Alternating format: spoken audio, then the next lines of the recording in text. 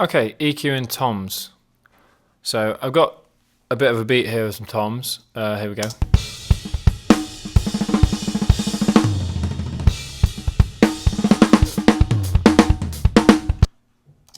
Okay, so what I'll do actually is that last bit where there's just a few single hits.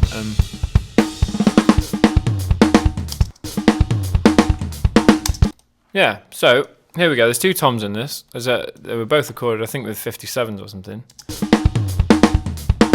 And let's actually just hear them so they're on their own. Boom. Okay, EQing toms. I'm going to do the low one actually, so we'll do the low one. I usually do it and it does your head in a bit, but what I would do when I'm first EQing it is get it right, loop as close as you can on here, and just play it so it keeps playing. And turn it up as loud as you can. Actually, I'll put it in the central thing. When I pan these toms, I pan them usually quite wide actually, but... So let's do that actually, get that going first. Now, what I find is, I'd call the EQing of toms, I usually do kind of a roller coaster shape. I, for a while, was a bit afraid of doing low frequency stuff around about 50 to 150 hertz because, when you haven't got good monitoring and you're not quite sure what you're doing, you can just fill a track up and make it sound really boomy and too, like, it's really, you can really mess your tracks up by doing that. But anyway, I just find, especially with low toms, there's going to be a big juicy area somewhere around about, but even between, depending on how low the tom's tuned, 50 hertz maybe. What I'm going to do, I'm going to take the first bandpass filter and I'm going to go a bit insane on it. This is where you might really do your head in. I'll start about 12 maybe actually. I'm going to take this bandpass filter. I'm going to make it proper narrow. I'll make it about that narrow, and I'm going to sweep it down because there's going to be a big, nice bit.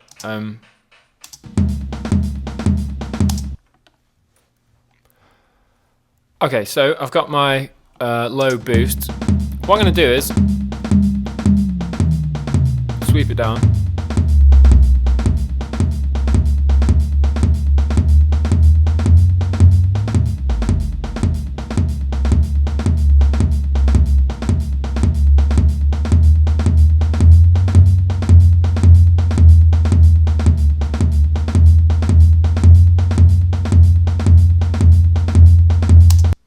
Seems about 85. I don't know, is it 85 or 60? I'll sweep it out a bit.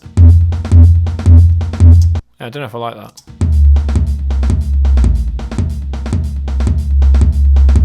That's it actually.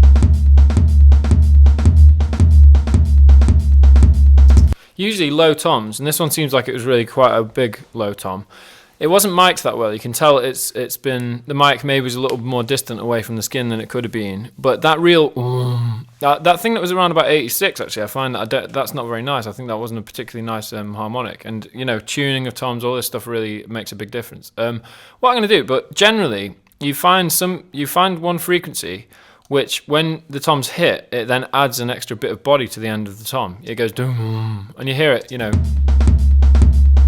almost after the hits happened, you hear the EQ kick in and go vroom, vroom. By the way, you may as well listen to this if you're listening to this on low, not very good headphones or through your laptop speakers or something, you might not be hearing this at all. 68 hertz.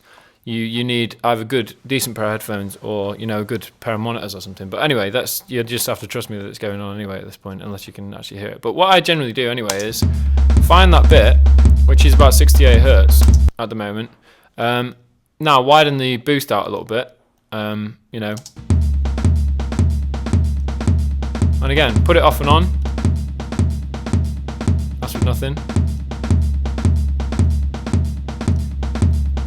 Yeah, and like I say, I used to be a bit afraid of doing this around this area because I sort of thought, I'm going to muddy up my mix. But I've had a lot of mixes where toms are just these kind of thin little things at the top of the mix. And my personal preference is that I don't really like toms that sound like that. I think that's a bit pointless because toms are meant to be boomy, if you know what I mean.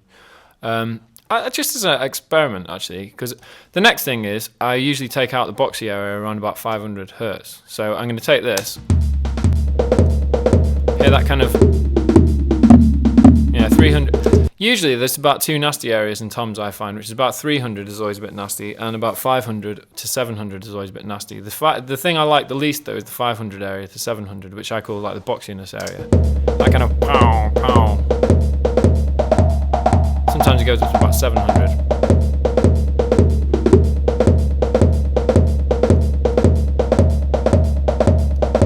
Yeah, about there is kind of the centre of it for me. And I'll pull that a bit down. When I said the roller coaster shape, this is what I mean really. The roller coaster shape that happens on a lot of drums, which works, is going up there, having a start which goes vroom, like really high and then down, then a bit which goes down again, and then ending with a bit of a high bit as well. So I'll do that again in a second. Like I say, in fact, just while I'm there, I'm going to change this one to 560 instead and mirror what I just did with this, and actually use this one as a different one. So I'm going to make this one thinner. Sorry, all I did was just swap to that band for the other one then, as minus 4.5, I think I did actually. I just want to search around again just to find any nastiness around here.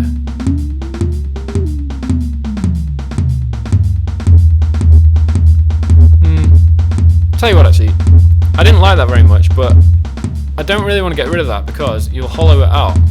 The other thing is, if you do have a load of frequencies around here that sound nasty, that what I used to do is go, and have about 4 bands cutting out particular frequencies. But then, if you do that too much, you do find that you get this kind of hollowness. If you hollow out that area too much in toms, again, you'll get a kind of like, I don't know, a flatness and a hollowness that you don't really want. So I'm going to leave that where it is, actually. And the only thing I'd maybe do is maybe even widen this a bit more. Another good idea, do a high-pass filter, cut things off below maybe 40, maybe 50, I don't know. Yeah, I'll go 45 just because my boost is quite close. Because, you know, low-end rumble, you're not going to need anything below 40, probably 50, maybe even less. Final thing, around about 3000 is usually the beta sound of the tom, the ding, you know, the actual impact.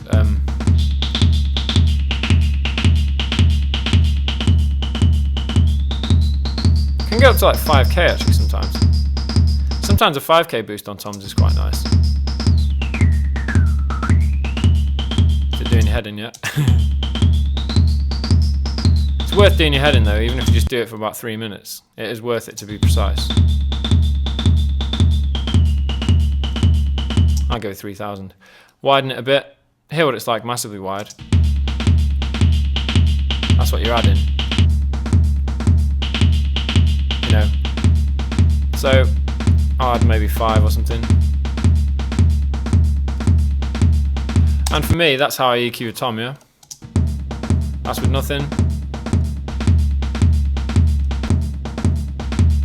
So just a bit extra tightness, you know. Might seem a little bit extreme, but that is, you know, let's hear it in the mix now actually again, so.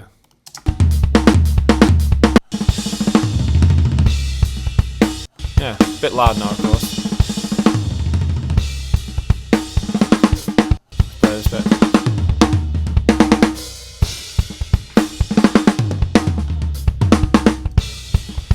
So yeah, that's how I would do that. I'll do one with the high tom, but I'll just do a brief one with that. And then we're going to go into compressing and sidechain and stuff like that to get a bit interesting with toms. Okay, cheers.